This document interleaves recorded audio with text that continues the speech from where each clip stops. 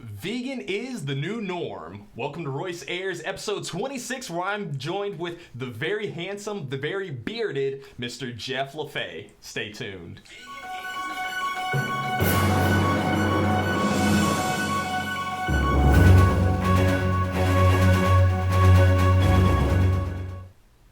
Hello everybody, I hope that you're having a fantastic Monday. I know that I am. Did you all have a good weekend? I want to tell you a little bit about what I did over the weekend before we get into the discussion about the show. Today is Memorial Day, so happy Memorial Day to everybody. I know that you're going to be enjoying nice barbecue with friends and different dinners and picnics or whatever it is that you want to do. I encourage you to tell your friends that yes, you can be vegan and enjoy the barbecue as well too, because that's what we had this past Saturday, NOOR 17 vegan backyard barbecue, which there was actually no backyard involved and there was actually no physical barbecue there to cook food, but there's still a lot of good food, over 40 different dishes of different seitan ribs. You had tempeh, we had somebody had some cauliflower. Oh, shout out to Star for bringing that barbecue vegan cauliflower. For those of you who have never had that before, it tastes like chicken wings, straight up, texture and all. So give it a shot, and if you don't believe me, just, give it a shot. Like, you have nothing to lose. We also went to a pool and brunch party, had a whole bunch of different great vegan food, vegan mimosas, so my fiance enjoyed that one for sure. But I think it's a really beautiful thing that people are starting to have more vegan themed events. I find it very helpful for the vegan community because we oftentimes get ostracized from being able to enjoy the things that we used to be able to do, and it kind of hurts sometimes. We're going to talk about that a lot more on the show later, but I wanted to give you all the word of the day today because we're always trying to better ourselves here on Royce Airs, and today's word of the day is gamut. Gamut is a noun, and it means the complete range or scope of something. So, Mr. Jeff, nice to have you on the show. Thank you for having me. I'm glad you're here with us today. Gamut, how could we use that in a sentence? You can say that you're running the gamut. You're doing everything. You're covering everything. Bam! Right there. He's a lot smarter than me with these things. I'm glad that we have you here with us. Also wanted to provide you all a list of reasons why you should not be vegan. You can just look at it for yourself. Enjoy. But, Mr. Jeff, so glad to have you on here with us today. Tell us a little bit about yourself, Jeff. Well, I'm 38. I'm 38? 38. You're a very handsome 38. Thank you. Thank you. I have 3 kids. I've got a fiance that I'm getting married to in Portland in a week and a half. Congratulations. Super excited. Wow. I'm engaged myself. Yeah. But we still when are you going to tie the knot? April 13th next year. Cool. Yes. Yeah, that'll come up quick. Oh, I know. I'm ready, but it's like, oh boy, here it goes. But yeah, I've got 3 awesome kids I love to death, 2 cats that are a pain, but I love them anyways. I live in Safety Harbor, which is about 2 hours from here. And and I'm a software developer. It's been my passion for a long time. Gotcha. Yeah. Well, let's check in with our guest because here on Royce Airs, this is a interactive live show. So you all please feel free to chime in if you have any comments, questions, concerns for Jeff or myself. I have my beautiful handy dandy iPad right here. And let's see, Miss Amari, my fiance, she gave us a little wave. Alicia Moore, do you know this name right here? Miss Alicia? Yeah. I know her. She's from Italy. Oh, wow. Yep. So hello from Italy. Yeah. Love it, love it, love it. Jackie says that you've got this. That's the fiance. That's the fiance, Miss Jackie. We're glad that you're here. Debbie LaFay gives you a heart. Yep, that's my mom. And Jackie says 4 kids. Did you 4 say kids? Yeah, 4 kids. I'm getting another kid. Well, he lives with me now, but he's basically my kid. He's gonna be my step kid. That'll work. Yeah. Very nice. Yeah. Well, let me ask you a question. Sure. Are you vegan yet? Oh yeah, I'm vegan. Are you? I'm vegan, but are you vegan yet? Sorry, I always forget that you all aren't here, that it's just a camera. I hope that you are. If you're not, you're at the right place. Good, friendly space to talk about it. Let's talk about the beginning of your vegan journey. How did that all start? Yeah, so really I'd never thought about veganism or about where my food came from. I was dating a woman probably about 5-6 years ago, and she was a vegan. And she kind of introduced me to a lot of things that I wasn't really resistant to because I didn't really know what was actually up, like what actually happened to animals and all these things. So I kind of slowly learned. And at the very beginning of our relationship, I actually went vegetarian right away. And then ended up mostly eating vegan because she lived with me too. So, and then shortly after we broke up, I went vegan. And I couldn't look back after everything that I knew, you know. That's how it goes. Yeah. Kind of once you open that Pandora's box, it doesn't make any sense to keep going that way. Yeah, exactly. Yeah. There have been times where I've thought about like, well, maybe I should, maybe. Let's just pretend that there's some kind of crazy propaganda that's being pushed out there, some evil, subtle agenda that we have no idea about. Yeah. That maybe I should eat meat, but it's like, nope. This is definitely. That would be all the advertising from like the meat and dairy industry. Exactly. Because if you really think about it, you have that kind of push that's backed by money and big businesses, and then you've got people that are just compassionate and loving and want, you know, a better world and know what's really hurting us and hurting all these animals. That's exactly. Yeah. I'm glad that it makes sense, you know, when you think about it that way. Makes a lot of sense. Yeah. It also, I'm glad that she was able to be a very good, nice influence in your life. It doesn't sound like she was pushy. Yeah, she wasn't pushy about it at all. Wow. Yeah, and it was funny because she even asked, like, well, do you think you could ever be vegan? And it's like, no, I can't be vegan. Everybody says that. Everybody, that's... It's like, yeah, I'm never going to be vegan. That's ridiculous, you know. Yeah. I was one of those people.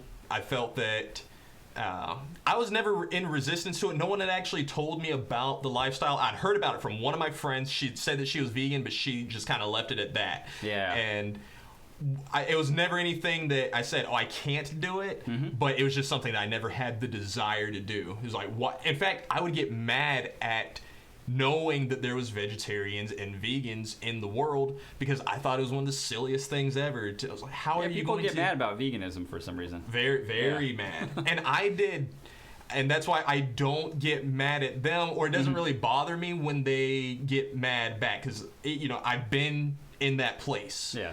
I get where you're coming from. The fact that most of your food right now is meat. It's all flesh. Mm-hmm. So, yes... If you now say, yeah, I'm going to take that away from you, it's like, well, what am I going to eat? Yeah, it's like you're threatening their way of life is how they feel. Yeah, they feel kind of backed in a corner, I think. That's exactly. Yeah. I think I really just want to really touch on that, how nice she was about it, because there are vegans, and I understand that it is a passion that flows through your veins once you get the knowledge, behind the whole lifestyle that... You can't just lash out at people on it, and you have to present it through a message of love, or else it's not going to be conveyed properly. Yeah. Yep. That is awesome, man. So, what have you been doing as far, now that how long have you been vegan? I've been vegan for 4.5 years. 4.5 years? Yeah. So where do you find yourself today with like your projects, passions, everything? Yeah, so my side projects that I have going right now are all vegan based. Right now I'm working on an app for an animal sanctuary, Kindred Spirits in Ocala. Kindred Spirits. I know a lot of people have heard of that. It's a fantastic organization, great people they are. There. So I'm building a product for them to where they're kind of tracking behavior and feeding schedules and all kinds of things for their animals to kind of keep all the data, because they don't have a system yet, and it's also going to be used by a group of other sanctuaries. So that's a really cool project I'm working on. After that, for my company, what I'm working on is an app called Peas and Carrots, which I'm super excited about. Yeah, Peas and Carrots. So the idea is that you bring together people that love veggies, that are compassionate, they're vegan, they're vegetarian, they want to find other people just like them. They want they're new in town or something, they want to find some new friends, go out to eat with some people, or they're looking to date somebody, because it's really important to kind of build your I guess, build your tribe and your family, your vegan family or whatnot. So, yeah. Wanted to ask, because I've gotten this from people from all over. Whenever they talk about, would you ever date, as you being a vegan, would you ever date someone who is not a vegan? Do you find that it's important to date a vegan, being a vegan, or? I think if you're looking for like a long-term relationship, that's really important because you're gonna want to settle down with somebody that's like you. That's gonna have the same lifestyle and passions that you have. It'd be. I couldn't see myself being married to an omnivore because it'd be too difficult. I don't even know how the kitchen situation would work with that. It's like, where do you put food? It's like, do we have 2 kitchens? Do I have to get a house with 2 kitchens or build on a kitchen or what? So it's difficult. So I think it's really important for vegans, and I see it through the community all the time. People are dating omnivores, and they give up and they're like, why am I doing this? I need to find somebody vegan. And there's a lot of times I see where people are mentioning, it's like, why isn't there a vegan dating app? And I think why isn't there one? Why can't we make that happen? So for real. So with my app, I wanted to make it easy just to find people, especially like me. I'm super introverted, and really, yes, I'm very introverted. I did not get that from you. Oh yeah, very. So for me, it's great to kind of find somebody kind of through an app and kind of feel it out and see if it's good or not, a good situation. Extroverts are like, I just want to get out there and just meet people. Me, I'm like, I don't know about you people. So I think it's great for that. Just finding friends. Maybe somebody to go to a veg fest with, somebody to just to kind of air your frustrations with, because it can be very difficult being vegan in a society that is very much against it. Yes. It's really hard, and you need kind of support for that, That's one thing that I try to mention to people, let them be aware of, because they'll often ask, or they'll kind of say vegans, you all are all just very militant, very battle ready. Yeah, that's what they think, yeah. And it comes off that way because society, we're literally, that's how we feel like we're in a battlefield. Yeah. And I like to equate it to ants, evolutionary speaking. If you have ants, you stick your hand in that ant pile and they all just kind of start biting and attacking at you because you're ow. Why are they so feisty? Maybe because they're tiny and things can often, kick over their ant pile or whatever, and or they're like, hey, we just spent 300 hours building this. Thank you. That was something. Whenever people talk about, was it easy for you to transition? Have you've been vegan for so long, Royce? Of course, it's just this thing that you're all a part of now. Yes and no, because before when I was not vegan, I really was not vegan. I didn't go around hunting and things such as that, but I guess the nicest way to say is that I was a dick to animals. Okay. And now, so it really amazes and astonishes me that I am who I am today. Because that's a great turnaround, though. I never had any empathy for animals back in the day when I was eating them.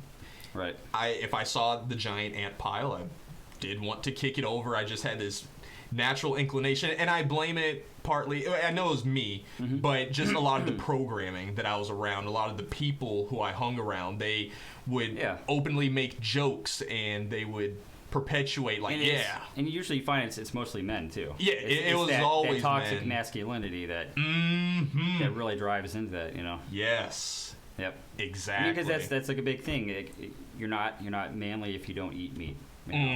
But it's actually, you're more of an adult man or woman if you can, if you have the power to take advantage of those below you, but you don't.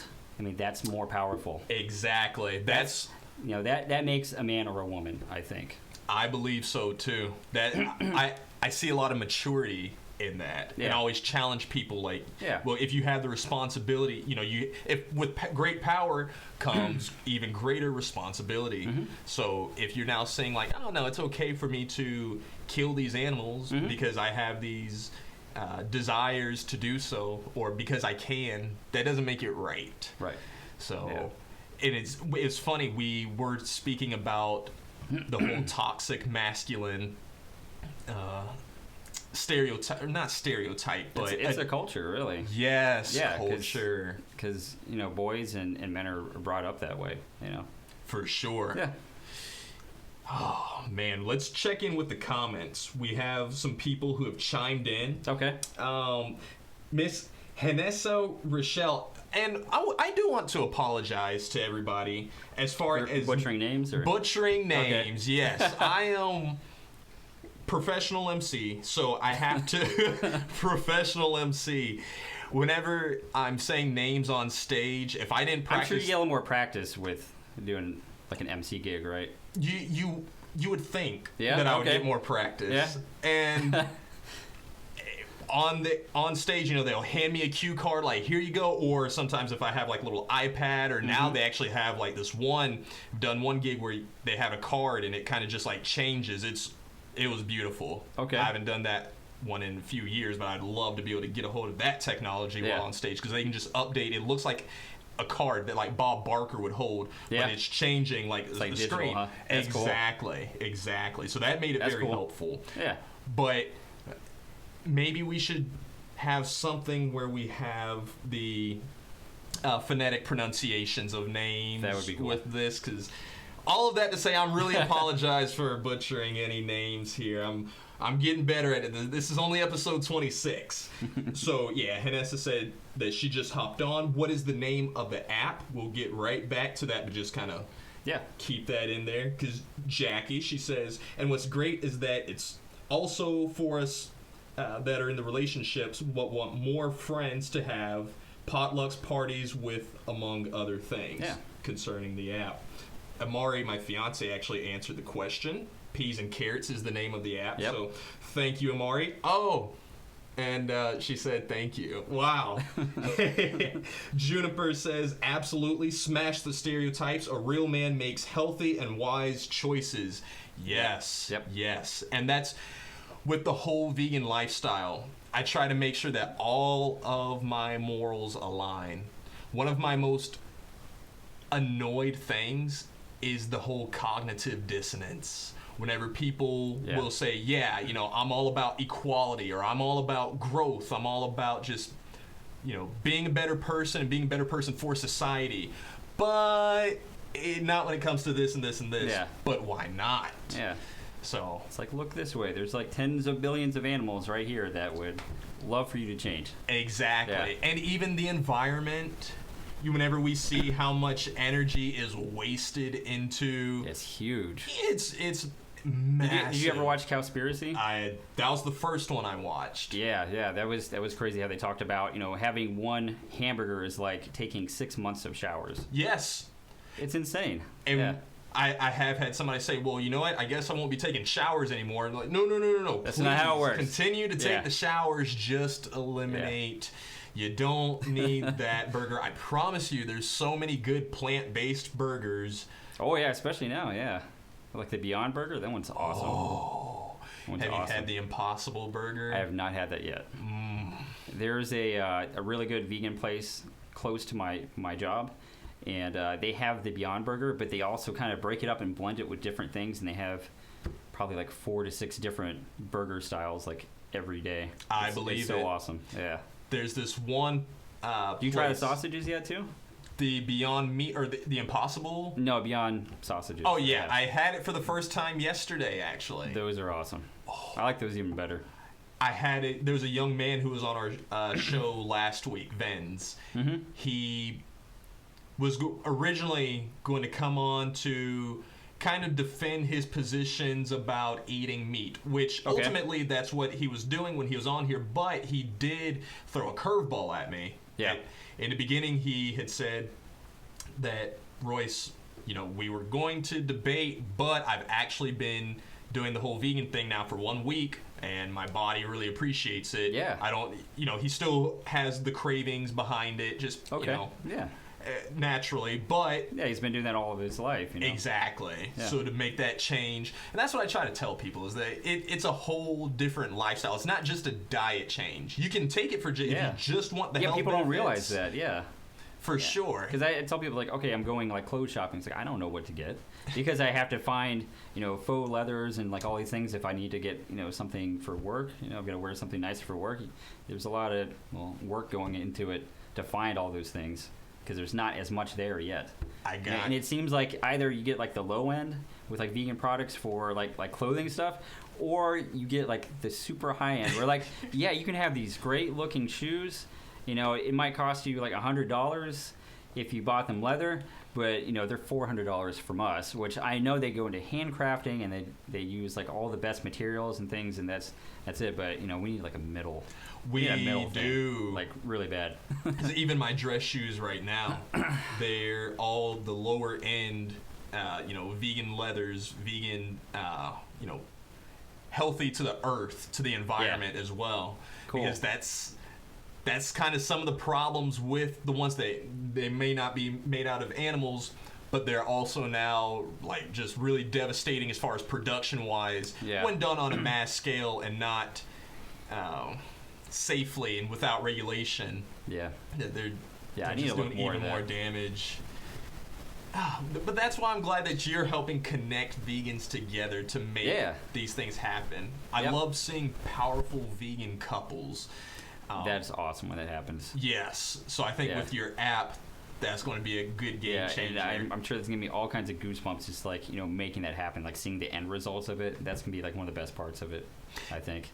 What's going to make your app different from your standard dating app rather than just the, we understand the vegan aspect, which is great. Yeah. That's fantastic. Is there any other little features or any little cool knickknacks that you're thinking about? There's probably going to be an integration with another app project that I'm going to be working on for Orlando vegans, which is going to be really cool too. It's going to start here. It's kind of spearheaded by Nikki Namdar. A lot of people in Orlando know her. The Orlando Vegans group on Facebook. Yeah. The lady that runs that. Yep. So I'm going to be doing an app for her, and she's going to have it to where you can find any vegan food in the area. And I really want to help her and push it to get that everywhere too.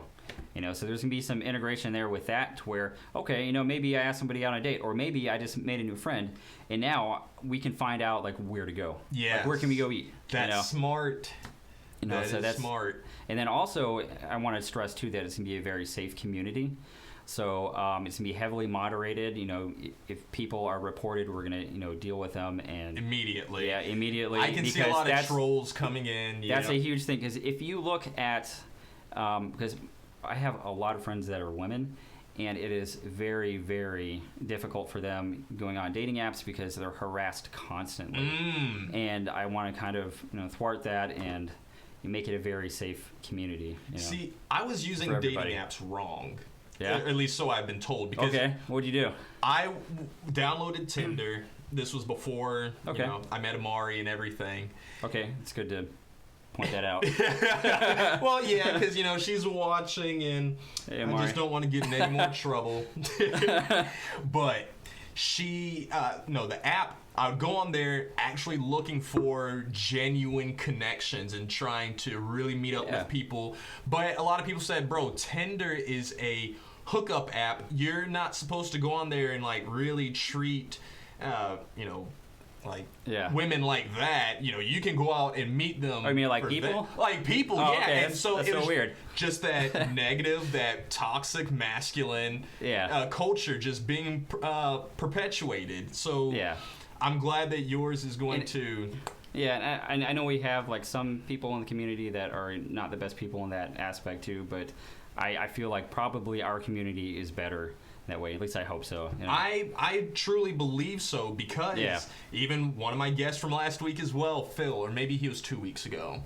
2 weeks ago. Either way, he really threw a curveball at us on the show. He said, Royce, I'm going to go a direction that you may have not been planning. Okay. And he came out and said that he was pretty much...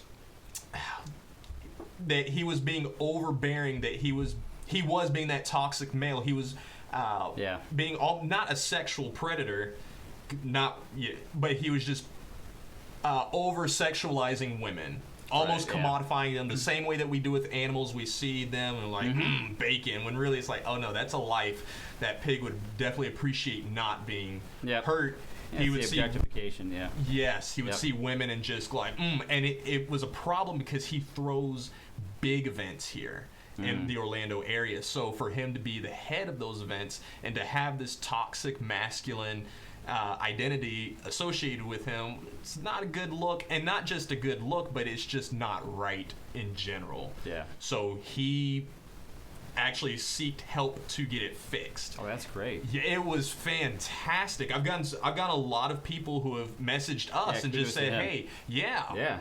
And who have said that's really awesome of him. Even our little barbecue that we had here yesterday, there's a young Miss Cheryl. She had said, "Hey, and that Phil guy, great episode. Like that was something that really needed to be talked about." That's great. So I see that when people make that lifestyle change, because basically you are what you eat. You know, if you really think about it, just even a molecular structure, that energy that you're putting in. But now if you're eating things that were tortured and abused and even raped in some cases with, cows. Cows, yeah, that's standard. I like to really think of it as that you're putting in discrimination too, because you're discriminating against, well, these cows and these pigs, they're okay to eat, but I'm not going to eat the dogs and cats, when really speciesism. Yeah, it's all the same thing. Right. Yeah.